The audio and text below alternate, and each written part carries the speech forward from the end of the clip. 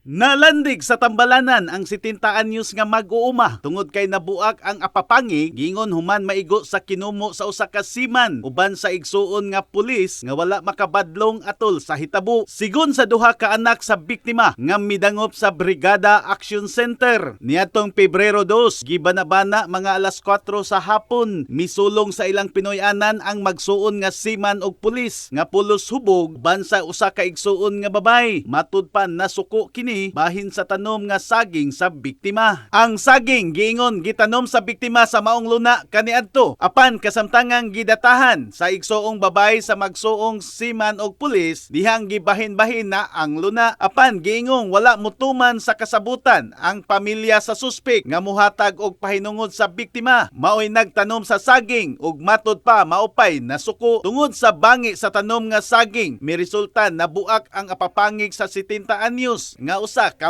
ang Brigada Action Center mitago lang una sa mga pangan ug bansagon sa pamilya sa biktima ug mga suspitsado kinsa parinti rasab sa biktima. In the heart of changing lives, ako si Brigada Alan Tangkawan sa 90.7 Brigada News FM Cebu, the Music and News Authority.